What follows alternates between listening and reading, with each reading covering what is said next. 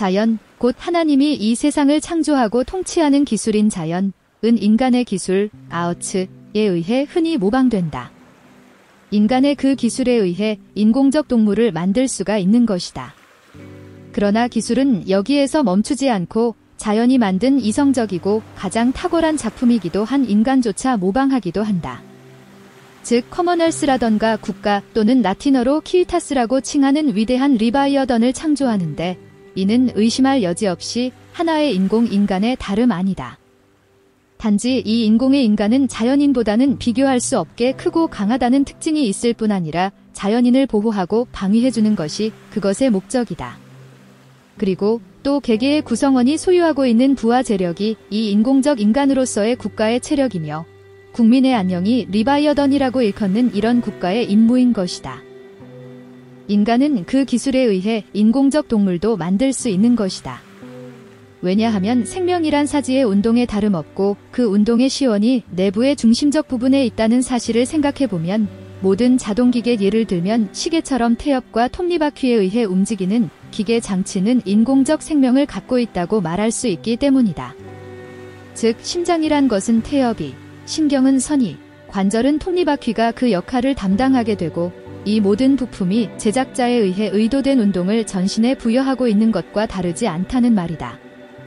인간의 기술은 여기에 그치지 않고 국가라고 일컫는 위대한 리바이어던을 창조하는데 이것 또한 의심할 여지 없이 하나의 인공인간임에 틀림없다. 이 인공인간에 있어서 주권은 인공의 혼이며 바로 이것이 전신의 생명과 운동을 부여하는 것이다. 그리고 행정관 및 기타 사법행정상의 공무원들은 여기서 인공관절에 해당한다. 또 상벌은 신경에 해당하는 것이 그것이 자연적 신체에 있어서의 신경과 동일한 기능을 하고 있기 때문이다.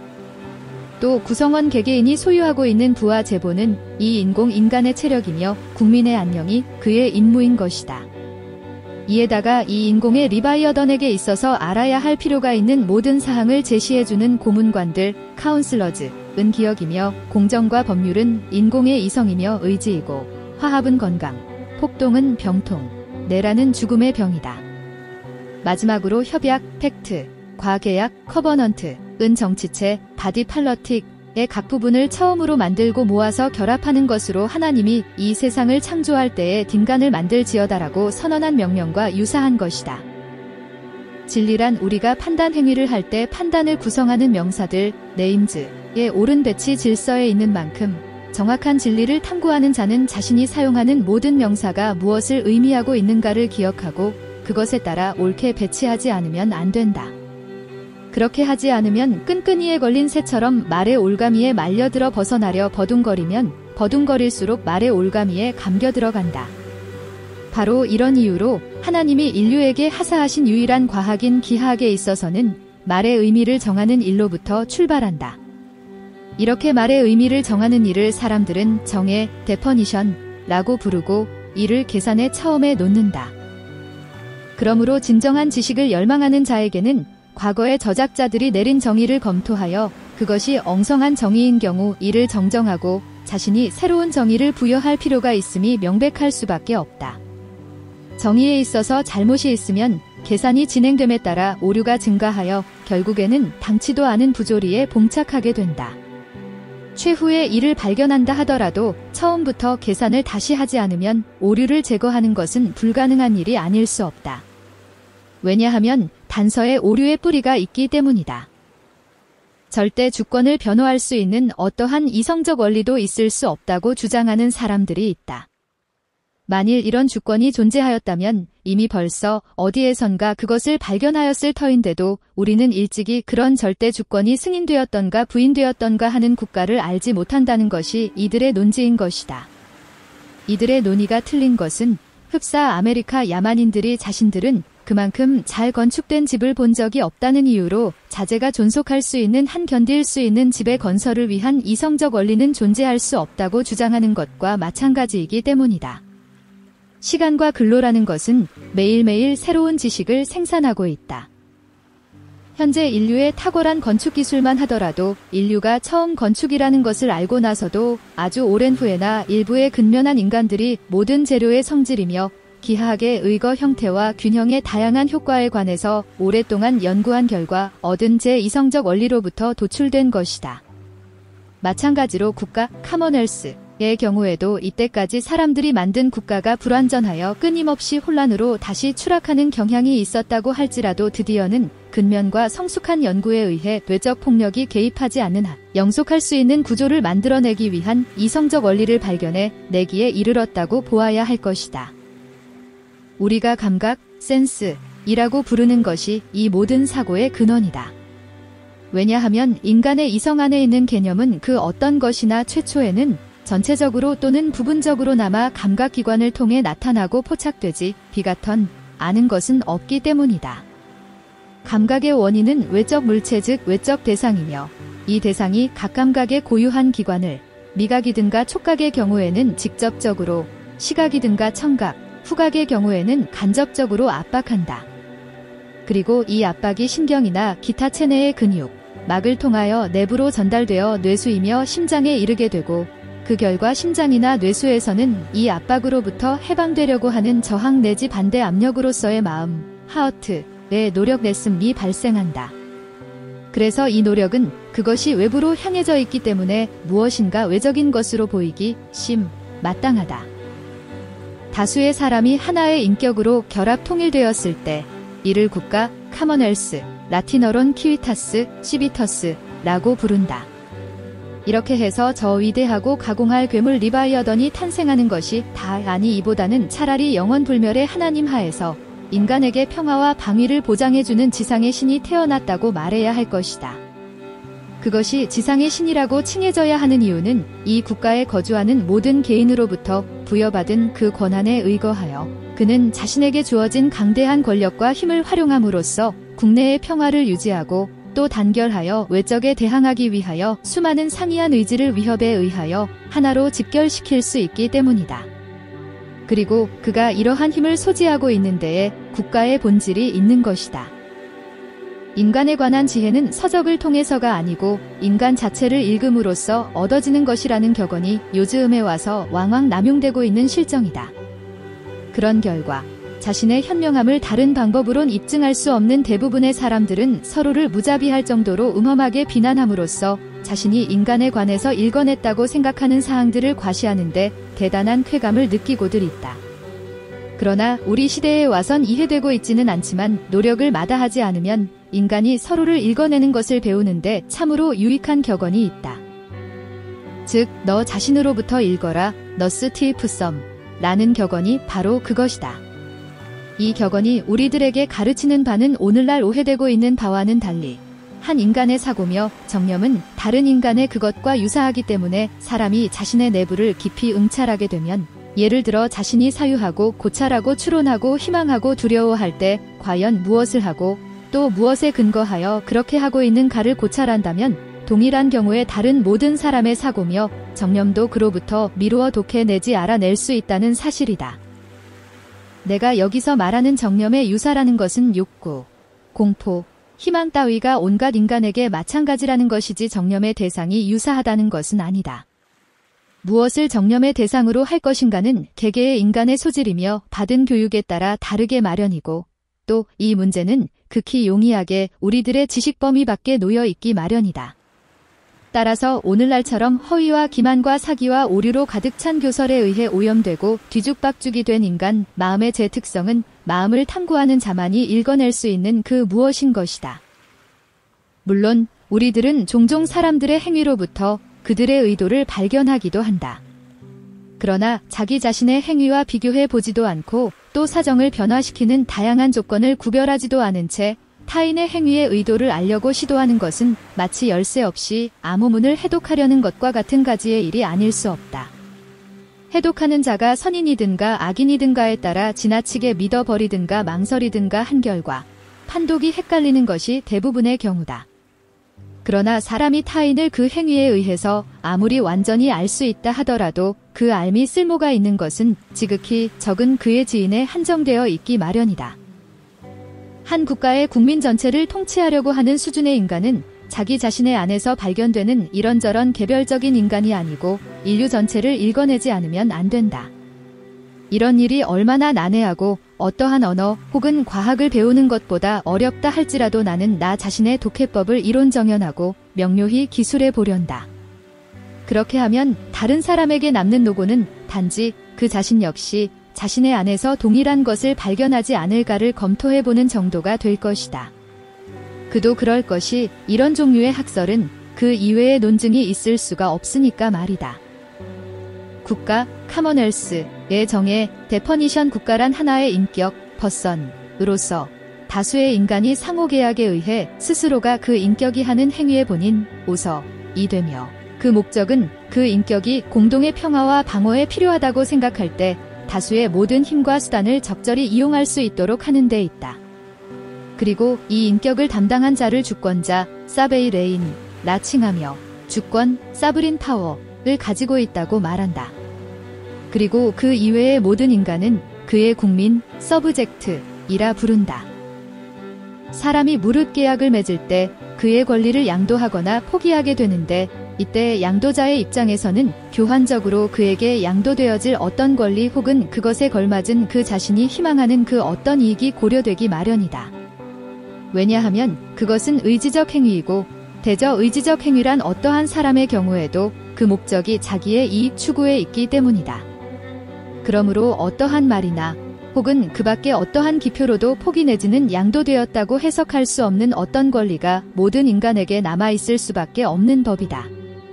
첫째, 사람은 그 생명을 탈취하려고 덤벼드는 적에 대해 저항하는 권리를 어떠한 경우에도 방기할 수는 없는 법이다. 왜냐하면 만일 그가 그렇게 하면 그는 자기의 이익을 추구하는 인간으로서 이해될 수 없기 때문이다. 이것과 마찬가지의 논리가 상해, 결박, 투옥의 경우에도 적용된다고 보아야 할 것이다.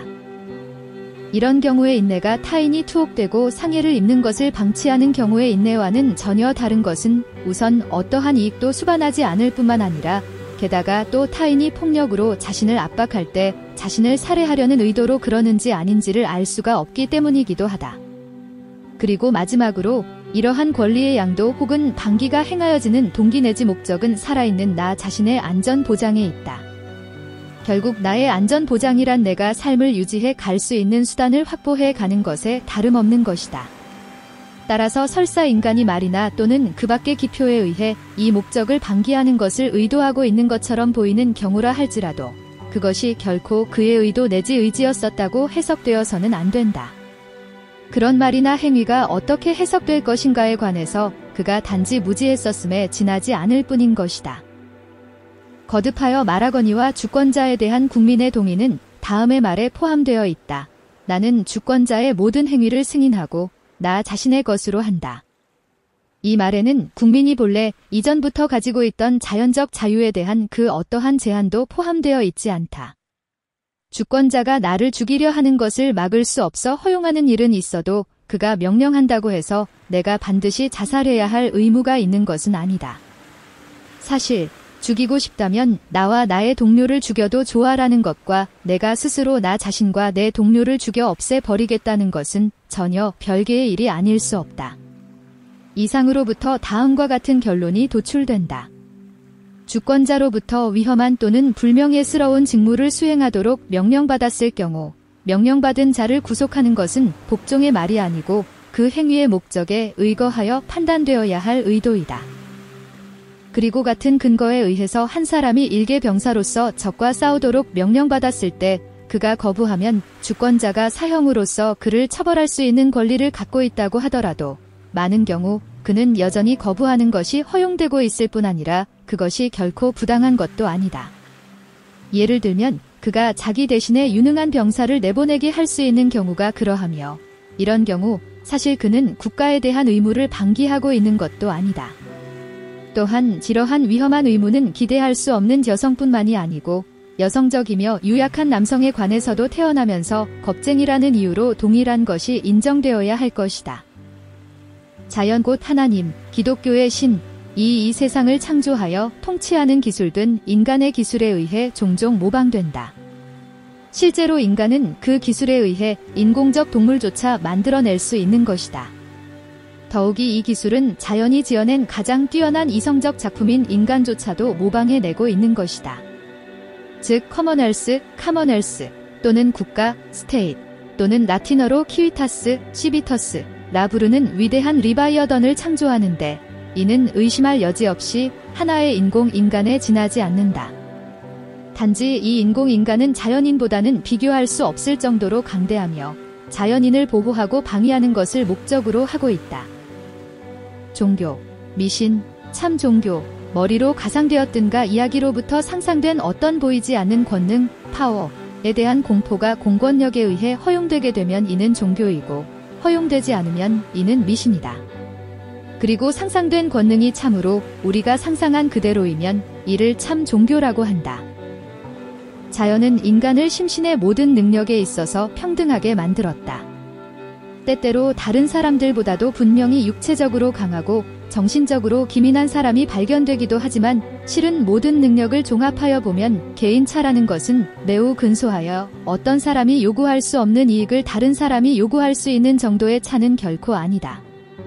예를 들어 육체적 힘에 관해 말할 것 같으면 가장 약한 자라도 몰래 음모를 꾸민다든가 또는 자기와 마찬가지의 위험에 처해 있는 자와 공모를 함으로써 가장 강한 자라도 죽일 수 있는 정도의 힘은 갖고 있는 법이다. 또한 정신적인 제 능력에 관해서도 나는 육체적 힘의 경우보다도 더욱 큰 정도의 평등을 발견하고 있다. 설령 심려라 할지라도 그것은 어디까지나 경험에 다름없기 때문에 어떤 일에 동일한 시간 동안 같은 정도로 전념하게 되면 모든 사람에게 같은 정도로 주어지게 마련인 것이다. 이런 평등성을 믿기 어렵게 하는 것은 십중팔구는 사람이 자신의 지혜에 대해서 품고 있는 허영심 때문이다. 대부분의 인간은 자기 이외에 명성이 있거나 자기와 의견의 일치를 보는 극히 소수의 사람을 제하고는 다른 일반 대중과 비교할 때 자신의 지혜가 항상 한 수 위라고 생각하고 있는 것이다. 다시 말하면 많은 사람이 자신보다 좀 더 머리가 좋고 말을 잘하고 지식이 많은 것을 인정하면서도 그럼에도 불구하고 여전히 자신과 동등한 정도로 현명한 인간이 무수히 많다는 사실을 믿으려고 하지 않는 것이 바로 인간들의 본성, 더 네이처 오브 맨인 것이다. 이 인공인간 리바이어던의 성질, 네이처를 서술하는 데에 있어서 나는 다음의 점들을 고찰할 작정이다. 제1부에선 그것의 소재와 제작자, 그리고 이 양자 모두가 인간이라는 사실. 제2부는 국가에 관해서 딘바, 여기서는 어떻게 해서 또 어떠한 계약에 의해서 인공인간은 만들어지는가. 그리고 주권자의 권리 내지 그 정당한 권력 혹은 권한이란 무엇인가. 이어서 이 인공인간을 유지하고 또 해체시키는 것은 무엇인가. 제3부는 기독교적 국가라는 것은 과연 무엇인가에 관해서 마지막으로 제4부에선 암흑의 왕국이란 무엇인가를 고찰할 것이다. 그런데 제1부의 주제인 인간에 관해선 지혜란 서적을 통해서가 아니고 인간을 읽음으로써 얻을 수 있다는 격언이 있으나 오늘날에는 이 격언이 매우 빈번히 남용되는 실정이다. 하지만 최근에 제대로 이해되고 있지는 않지만 사람들이 수고를 아끼지 않으면 그들이 서로를 읽는 것을 배우는데 참으로 유익한 격언이 하나 있기는 있다. 너 자신을 읽어라, 너스티프 썸, 라가 바로 그것이다. 이 격언이 우리에게 가르치는 바는 다음과 같다.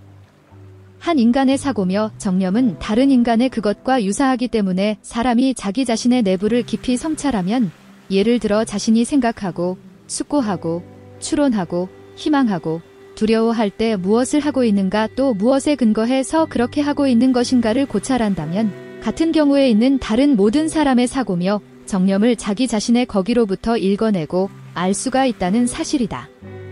내가 말하고 있는 정념의 유사란 욕구, 공포, 희망 등은 온갖 인간에게 동일하다는 것이지 욕구하거나 두려워하거나 희망하는 것이 같다는 이야기는 아니다. 무엇을 정념의 대상으로 할 것인가에 관해서는 개인의 소질이며 받은 교육에 따라 다르기 마련이어서 우리들의 지식 밖으로 놓이게 된 것은 지극히 당연한 일이 아닐 수 없다. 따라서 오늘날처럼 허위와 기만과 사기와 오류로 가득 찬 학설에 의해 혼탁하게 된 인간, 마음의 제 특성은 마음을 탐구하는 자만이 읽어낼 수 있는 것이다. 한 국민 전체를 통치하고자 하는 정도의 인간은 자기 자신의 내부에서 이 사상이 저 사람 개개의 인간이 아니고 인류 전체를 읽어낼 수 있지 않으면 안 된다. 그것이 아무리 어렵고 어떠한 언어 또는 과학을 배우는 것보다 지난다고 하더라도 나로서는 나 자신의 마음 읽는 법을 논리정연하고 명료하게 지필해 두기로 결정하였다. 그렇게 해두면 다른 사람에게 남는 노고는 단지 그도 또한 자신의 내부에서 동일한 것을 발견하지 않을까를 검토해보는 일뿐일 것이다. 그도 그럴 것이 이런 종류의 학설은 그것 이외의 논증 방식이 있을 수 없으니까 말이다. 자연적으로 갖추어진 지력, 내추럴 위트과 획득된 지력, 어콰이어드 위트 지력에는 두 종류가 있다. 자연적인 지력과 획득된 지력이 다 내가 여기서 자연적인 지력이라 함은 인간이 태어나면서 지니고 있는 지력이라는 의미가 아니다. 사실 자연적인 것은 감각, 센스 밖에 없다. 그리고 감각 기능에서 인간끼리 서로 간에 또 금수와 비교해서도 이렇다 할 차이는 없는 것이다. 따라서 내가 말하는 것은 방법, 교양, 지도의 매개 없이 그저 사용하는 것 그리고 경험하는 것에 의해 얻어지는 지력을 의미한다. 자연적인 지력은 다음 두 가지로 이루어진다. 곧 상상의 신속함 하나의 사고와 또 다른 사고의 신속한 연결과 어떤 승인된 목적의 확실한 지향이다. 그리고 이 신속함의 차이는 정념의 차이, 곧 다양한 사물에 대한 좋아함과 싫어함의 차이에 의해서 야기된다. 따라서 어떤 사람들의 사고는 어떤 방향으로 또 다른 사람들의 사고는 또 다른 방향으로 치닫고 그 결과 그들의 사고는 그 상상을 가로질러가는 사물의 여러 가지 방식으로 유인되기도 하는가 하면 또 그것들을 각양각색으로 관찰한다. 획득된 지력 다름 아닌 지도 교육에 의해 획득되었다는 뜻에 관해 말한다면 그것은 추론의 다름 아니다. 추론은 언어의 올바른 사용에 근거하고 학문을 산출한다. 하지만 추론과 학문에 관해서는 나는 이미 제5장과 6장에서 논의한 바가 있었기에 여기서는 더 이상 부연할 것이 없다. 이상에서 말한 갖가지 지력의 이러한 상위는 그 원인이 정념에 있다. 그리고 정념의 상위는 일부는 신체적 소질, 또 일부는 교육의 차이로부터 발생한다. 정념은 기질뿐만이 아니고 관습이며 교육의 차이에 따라 다르게 마련이다. 모든 것 중 지력의 차를 가장 크게 만드는 정념은 주로 권력, 파워, 부, 지식, 명예에 대한 크고 작은 욕구이다. 이 욕구들은 모두 제1의 권력에 대한 욕구로 환원될 수 있는 바, 부나 지식이나 명예는 사실 여러 가지 종류의 권력에 다름없으니까 말이다. 따라서 이들 중 어떠한 것에 대해서도 대단한 정념을 가지고 있지 않아 세간에서 무관심 내지 초연한 인디프런트, 사람으로 여겨지는 사람들은 물론 타인에게 해를 가하지 않는 한에서는 선한 사람인 것은 틀림이 없으나 그들이 광대한 상상력이나 탁월한 판단력을 지니는 것은 불가능한 일이다. 왜냐하면 사고가 욕구에 대해 갖는 관계는 척후, 스카우츠, 나 간첩, 스파이즈, 이 앞에 나아가 정탐을 하여 욕구가 그 대상에 도달할 수 있는 길을 찾아내는 것과 같기 때문이다.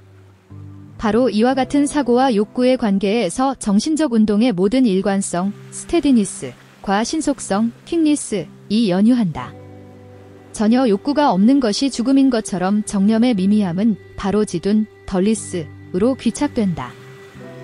이러한 모든 사람이 모든 사람에 대한 전쟁 상태로부터 어떠한 것도 부당한 것은 없다는 명제가 도출되는 것은 지극히 당연한 일이 다의 정사라던가 정의 부정의의 관념이 거기에선 존재하지 않으니까 말이다.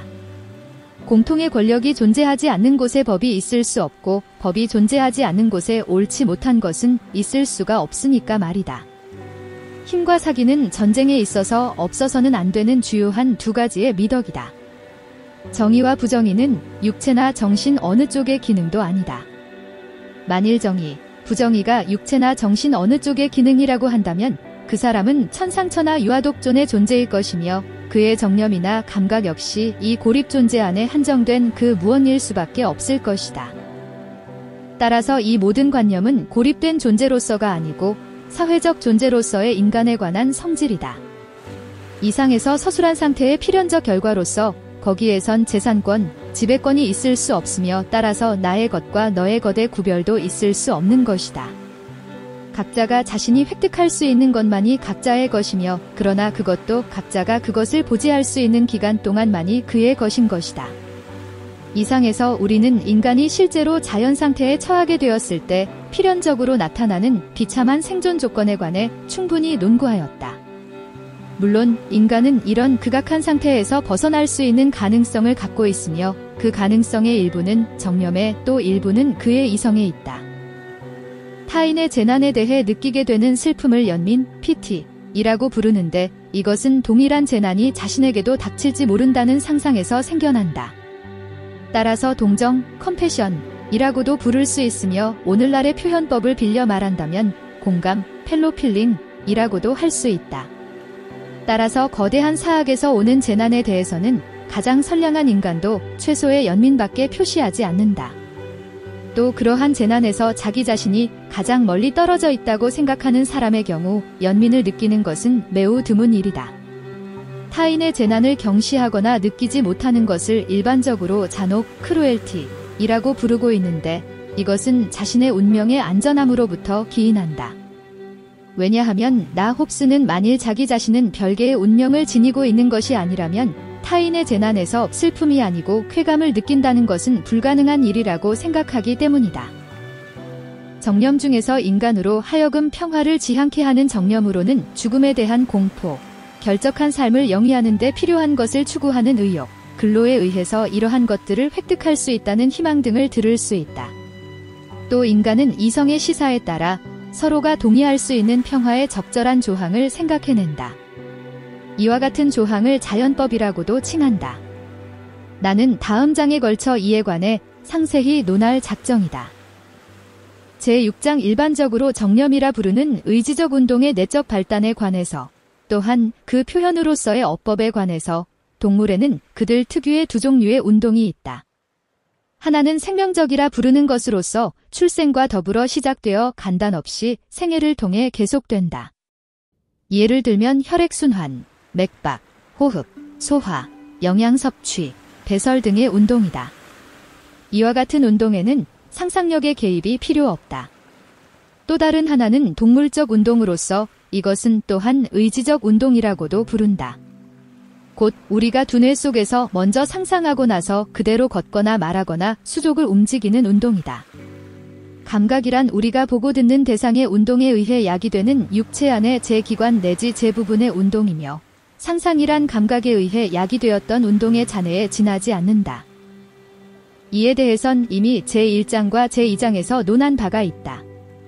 그리고 가는 것, 말하는 것 등 이와 유사한 의지적 운동은 그것에 선행하는 어디로 어떻게 해서 무엇을에 관한 사고, 소트에 항상 의존하고 있기 때문에 모든 의지적 운동의 최초의 내적 발단이라는 것이 상상작용, 이매저네이션에 있다는 것은 분명하다. 움직인 물체가 보이지 않게 되었다든가 움직인 공간이 너무나 짧기 때문에 감각할 수 없는 경우 무학자들은 운동이 애당초 거기에 있었다고 생각지 않는다. 그러나 그렇다고 해서 운동이 거기에 있었다는 사실 자체에 무슨 지장이 초래되는 것은 아니다. 왜냐하면 공간이 아무리 작을지라도 그것을 한 부분으로 하는 더욱 큰 공간 안을 움직인 것은 우선 그 작은 공간 안을 움직이지 않으면 안 되었을 터니까 말이다. 걷는다, 말한다, 타격을 가하다 등의 인간의 행위가 우리의 눈에 보이기 전에 인체 안에는 그 단서가 되는 운동이 행해지고 있으며 그것을 보통 노력, 빈대버이라고 부른다.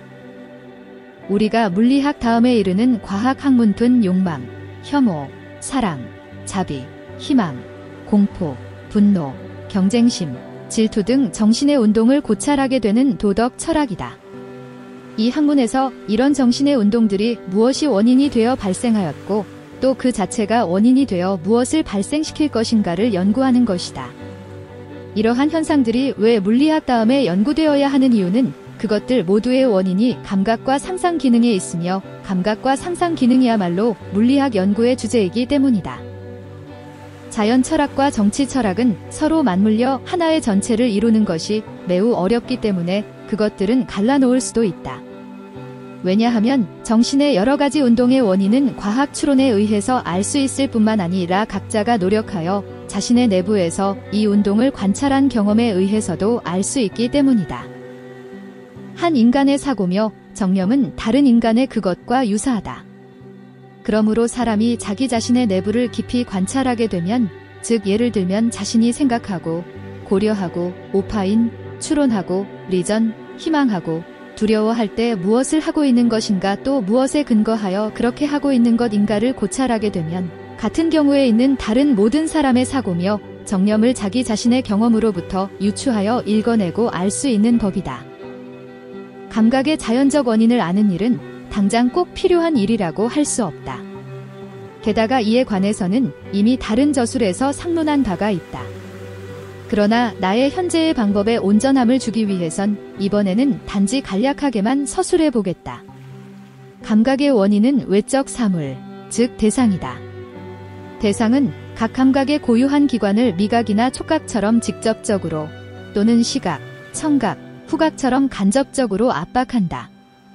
이 압박은 신경 및 기타 체내의 근이며 막의 매개에 의해 내부에 전달되어 뇌수이며 심장에 이른다.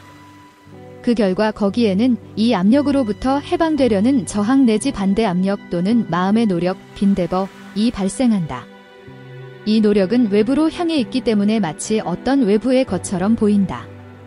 그리고 것처럼 보임, 시밍, 즉 이 상상, 펜시을 감각이라 부른다.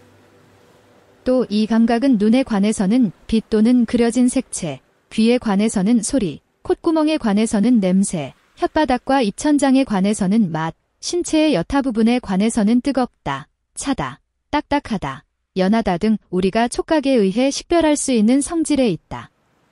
감각할 수 있다, 센서벨, 고하는 이런 모든 성질은 그것들을 야기한 대상 그 자체 안에 있으나 실은 우리들의 제 기관을 다양하게 압박하는 것과 같은 수의 물질 운동에 다름없다.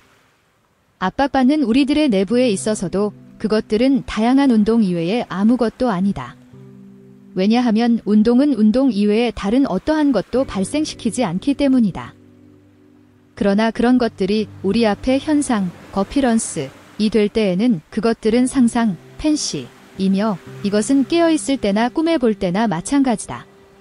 그리고 일정한 거리에서 대상이 우리들 내부에 발생시키는 상상은 실제의 대상 그 자체에 속하고 있는 것처럼 보이지만 그럼에도 불구하고 대상과 심상, 이미지 또는 상상은 전혀 별개의 것이 아닐 수 없다. 따라서 감각은 모든 경우에 있어서 근원적 상상, 오리지널 펜시 이외에 아무것도 아니다. 그것은 내가 앞에서 이미 말한 대로 우리들의 귀며 눈, 기타 제 기관에 대한 외적 사물의 압박곧 운동이 원인이 되어 초래된 것이다. 그러나 현재 철학의 제 학파는 아리스토텔레스의 몇 가지 저서에 의거하여 지금 내가 제시한 것과는 별개의 학설을 기독교권의 모든 대학을 통해 가르치고 있다. 그들에 따르면 영상, 비전의 원인은 보이는 사물이 모든 방향으로 가시적 종, 비저벨 스피시즈, 영어로 말한다면 가시적인 모습, 비저벨 쇼, 현상, 데퍼리션, 상, 데스펙트 또는 보이는 것, 비잉신을 보내기 때문이라고 한다. 그리고 그런 것을 눈에 받아들이는 것이 보는 것, 시잉이라고 말한다. 또 청각의 원인에 대해서 들리는 사물이 들을 수 있는 종, 오더벨 스피시즈, 곧 들을 수 있는 상, 고더벨 에스펙트 또는 들릴 수 있는 것을 사방으로 보내고 이것이 귀에 들어와서 청각이 된다고 한다. 그뿐만 아니라 이해, 언더스탠딩의 원인에 관해서도 이해되는 대상이 가지의 종, 인텔리저벨 스피시즈, 즉 이해할 수 있는 것을 보내어 그것이 우리의 이해력에 도달하여 이해되는 것이라고 말하고 있는 것이다. 내가 이런 실정을 언급하는 것은 대학의 효용을 부정하려는 목적에서 그런 것은 아니다. 나는 앞으로 국가에 있어서의 대학의 역할에 관해 논할 것이고 그 논의 중에 대학에 있어서 개혁되어야 할 것은 무엇인가를 여러분에게 개진하여 이해받도록 노력할 것이다. 그중 무엇보다도 무의미한 발언은 당연히 개선되어야 할 것 중에 하나가 아닐 수 없다. 정념 중에서 지력의 차를 무엇보다도 크게 만드는 정념은 주로 권력, 부, 지식, 명예에 대한 욕구의 대소다. 이것들 모두는 이것들 중 첫 번째, 즉 권력으로 환원될 수 있다. 사실 부, 지식, 명예란 권력의 여러 종류에 다름없기 때문이다. 따라서 만일 어떤 사람이 이것들 중 어떠한 것에 대해서도 큰 정념이 없어서 다른 사람들이 무관심한 사람이라고 부르게 되면 물론 그는 타인에게 해를 가하지 않는 사람인 만큼 선한 사람이겠으나 그가 도저히 대단한 상상력도 걸출한 판단력도 가질 수 없는 사람인 것 또한 사실이다. 왜냐하면 사고의 욕구에 대한 관계는 척후나 간첩이 앞서 나아가 욕구의 대상에 도달하게 할 길을 정탐하여 찾아내는 것과 같은 것이기 때문이다. 정신적 운동의 모든 착실함과 신속함은 바로 이로부터 유래한다. 욕구가 전혀 없는 상태가 죽었다는 사실인 것처럼 정념의 미약함은 그 자체가 지성에 지둔 덜리스이다. 이와는 대조적으로, 즉 만사에 대한 무차별적 정념을 갖는 것은 경박함, 기디니스이며 산만, 디스트랙션인 것이다. 그리고 어떠한 것에 대해서라도 보통 사상이 이상으로 격렬한 정념을 품는 것은 광기, 매드니스라고 부른다. 인간의 권력이란 보편적으로 생각해서 자신의 장래에 좋은 것이라고 생각되는 것을 획득하기 위해 그가 현재 소유하고 있는 수단을 말한다. 그리고 그것은 본래적인 권력이거나 도구적인 인스트러멘텔 권력이다. 인간이 태어나면서 갖고 있는 본래적인 권력은 육체적 및 정신적 능력의 우수함에 있다. 예로서 비상한 힘, 탁월한 용자, 심려, 기회, 웅변, 고귀, 너그러움 등을 들 수 있다. 도구적 권력은 상술한 권력 또는 행운에 의해 획득되는 것으로 좀 더 많은 권력을 획득하기 위한 수단이며 도구이다. 예를 들면 부, 평판, 친구 그리고 사람들이 보통 눈에 보이지 않는 신의 가호라고 부르는 것들이 그것이다. 권력은 이런 점에 있어서 명성과 비슷하여 높아짐에 따라 증대하며 또 무거운 물체의 운동과도 흡사하여 나아감에 따라 그 속도가 증가한다. 인간적 권력 중 최대의 권력은 다수의 인간이 동의하여 단 1인의 자연적 또는 사회적 인격에 그 권력을 집결시키는 경우의 권력이다. 이것에는 그 단일 인격자가 다수가 소유하고 있는 권력을 사용하는데 국가의 경우처럼 그 단일 인격자의 의지에 의거하는 경우와 다른 한편 당파며 다양한 당파의 연맹처럼 각자의 의지에 의한 경우가 있다. 그러므로 하인을 소유하는 것도 친구를 갖는 것도 그 자체가 권력이다. 왜냐하면 그것은 모두 결합된 힘이니까 말이다. 또 부가 너그러움과 결부된 경우 그것 역시 권력이다. 왜냐하면 이런 경우 부는 친구와 하인을 획득할 수 있게 하기 때문이다. 그러나 너그러움이 결한 부는 권력이 아닌 것이 이런 경우 부가 사람을 지켜주기는커녕 거꾸로 질투의 밥이 되게 하기 때문이다. 인간의 권력이란 보편적으로 생각해서 자신의 장래에 좋은 것이라고 생각되는 것을 획득하기 위해 그가 현재 소유하고 있는 수단을 말한다. 인간적 권력 중 최대의 권력은 다수의 인간이 동의하여 단 하나의 자연적 또는 사회적 인격에 그 권력을 집결시키는 경우의 권력이다. 정의, 불이란 말, 네임즈이 존재할 수 있으려면 그에 앞서 어떠한 강제력이 존재하여 사람들이 계약의 파기에서 기대할 수 있는 것보다도 더 큰 처벌의 공포에 의해 사람들로 하여금 똑같이 계약을 이행하도록 하지 않으면 안 된다. 그리고 그들이 포기하는 보편적 권리의 대상으로서 상호계약에 의해 획득하는 소유권, 프로프라이어티를 확보해주지 않으면 안 된다. 이것을 가능하게 할 수 있는 강제력은 국가 설립 이전에는 존재하지 않는다. 게다가 이 사실은 정의, 저스티스에 관한 스콜라 학파의 통상적인 정의, 데퍼니션로부터도 추론 가능하다.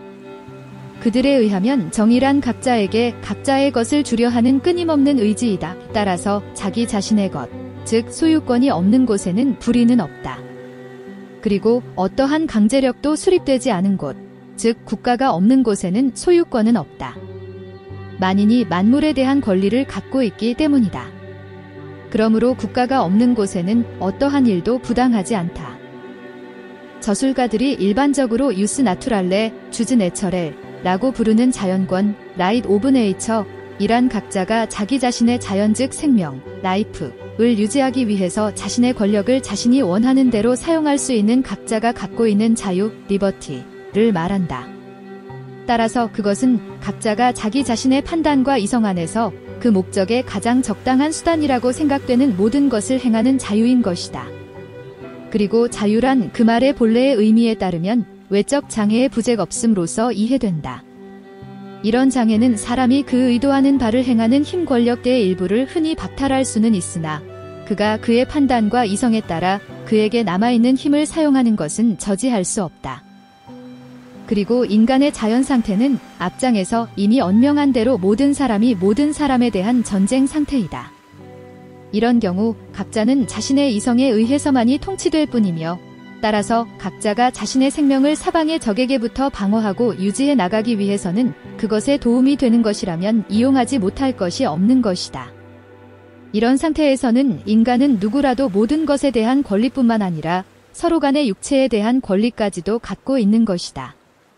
따라서 누구나가 모든 것에 대해 이런 자연의 권리가 존속하는 한 자연이 보통 인간에게 부여한 시간 수명을 다 살 수 있는 안전은 어느 누구에게도 그가 아무리 지혜가 있고 강하다 할지라도 보증될 수 없는 것이다. 고로 다음에 오는 것은 이성의 계율 내지 일반 법칙이다. 인간은 누구나 희망이 있는 한 평화를 쟁취하도록 노력해야 한다. 그것이 불가능한 경우에는 전쟁에 의한 모든 이익과 원조를 추구하여 이를 사용할 수 있다. 이 법칙의 첫 번째 부분은 근본적인 최초의 자연법을 포함하고 있다. 즉 평화를 구하고 그것에 따라라. 두 번째 부분은 자연권의 요약으로 곧 가능한 모든 방법을 동원하여 자기 자신을 지켜라이다. 이상으로부터 분명해지는 점은 인간은 그들 모두에게 경외감, 을 불러일으키는 공통의 권력이 존재하지 않는 동안에는 전쟁이라고 부르는 상태, 각인이 각인에 대한 전쟁 상태에 있다. 왜냐하면 싸움이나 전투 행위만이 전쟁이 아니고 싸움에 의해서 쟁취하려는 의지가 충분히 알려져 있기만 하면 그동안에는 전쟁이기 때문이다. 전쟁의 본질을 고찰하는 데에는 따라서 청기의 본질을 고찰하는 경우와 마찬가지로 시간의 개념을 고려하지 않으면 안 된다. 악천후란 한두 번의 소나기를 말하는 것이 아닌 것처럼 전쟁의 본질은 실제 전투 행위에만 있는 것이 아니다. 그 반대로 가려고 하는 보증이 전혀 없는 동안에는 그리로 지향하는 것으로 알려진 경향, 그 자체가 전쟁인 것이다. 그 이외의 기간은 모두 평화다. 따라서 모든 사람이 모든 사람의 적적인 전쟁 상태에 수반되는 모든 사태는 자신의 힘과 발명에 의해 얻을 수 있는 이외의 어떠한 보장도 없으며 살아가야 하는 인간들에게도 마찬가지로 수반된다. 이런 상태에서는 근로를 위한 장소가 없다. 근로의 과실이 불확실하기 때문이다. 토지의 경작도 항해도 행하지 못하고 해로 수입에 의한 물자의 이용, 편리한 건축물, 많은 힘을 유하는 물체의 운반과 이동도구, 지표면에 관한 지식, 시간의 계산, 기술, 문자, 사회 등 그 어떠한 것도 없는 것이다. 그리고 무엇보다도 나쁜 것은 끊임없는 공포와 폭력에 의한 죽음의 위험이다. 결국 여기서 인간의 삶은 고독하고 빈궁하고 더럽고 금수처럼 잔인하면서 짧은 것이다. 이러한 사정을 충분히 헤아려 죄의 보지 않은 사람은 자연이 이렇게 인간들을 분리시키고 서로 침략하고 죽이도록 만들었다는 사실을 기이하게 생각할 것이다. 따라서 그런 사람은 10중 8구 내가 정념으로부터 끌어낸 이 추론을 신용하지 않고 동일한 결과가 경험에 의해 확인될 것을 바랄 것이다. 이런 경우 나로서는 그 사람 자신이 다음과 같은 경우 자기가 어떻게 행동했고 할 것인가를 고찰해 보기를 권할 수밖에 없다. 여행을 떠날 때 사람은 무장을 할 뿐만 아니라 더 나아가서 충분한 동행자를 데려가고 싶어 한다. 또 취침할 때는 문에 빗장을 걸어 잠근다. 자신이 집에 있을 때에도 금고에 자물쇠를 채운다. 게다가 법률이 있고 무장한 공무원이 있어 권리 침해를 당하는 경우 그것을 보복해준다는 것을 알고 있음에도 불구하고 그렇게 하는 것이다. 또한 그가 말을 타고 무장을 하고 있으면 그와 같은 국민을 어떻게 생각하고 있는 것인지, 그리고 금고에 자물쇠를 채울 때는 자신의 자식이나 하인을 어떻게 생각하고 그러는 것인지 다시 한번 생각해 보는 것이 좋을 것이다. 여기서 나는 말로 하고 있지만 그는 행동으로 인간 일반을 책하고 있는 것이 아닐까? 그렇다고 해서 나나 그나 이런 일들을 통해 인간 자연 본성, 네이처를 고발하고 있는 것은 아니다. 인간의 의욕이며 기타 정념은 그 자체로서는 결코 죄가 아니다.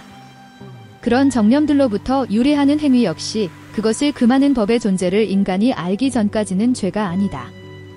그리고 법이 금하고 있는 것은 법이 만들어지기 전까지는 알 수 없는 노릇이고 또 어떠한 법도 그것을 만드는 인격, 퍼선에 대해 사람들이 동의할 때까지는 만들 수는 없다. 아마도 이런 전쟁 시대나 상태가 한 번도 있어 본 적이 없었다고 생각될지도 모른다. 그리고 나 역시도 그것이 전 세계에 걸쳐 일반적인 것으로 감지되었다고는 믿지 않는다. 하지만 오늘날까지도 지구상의 많은 지역에서 인간들이 그러한 삶을 살고 있는 것도 또한 사실이다. 예를 들면 아메리카 많은 지역의 야만 민족들의 경우, 물론 소부족 단위에는 있어서는 자연적인 정욕에 의거한 화합에 따른 통치, 거버먼트가 있기는 있지만 그것 이외의 통치는 전혀 찾아볼 수가 없는 것이다. 그리고 이들은 내가 앞에서 기술한 바대로의 금수같이 잔인한 양식의 삶을 살고 있는 것이다. 어쨌든 만인이 두려움을 품을 공통의 권력이 존재하지 않는 경우의 생활이란 과연 어떠한 것일까? 그것은 만일 우리가 이전에는 평화로운 통치하에 살고 있었던 인간들이 내전, 시벨워에 의해 전락하여 취하게 되는 생활 방식을 고찰해보면 상상하기 어렵지 않다.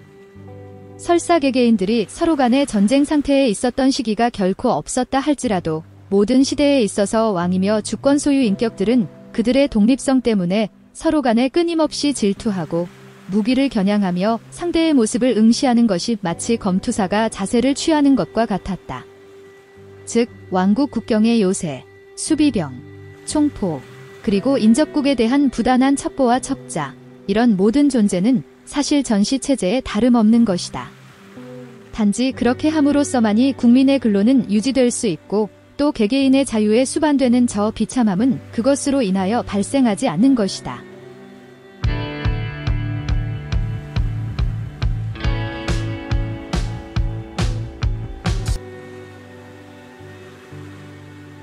수고하셨습니다. 반복 학습으로 학습 효과를 높이세요.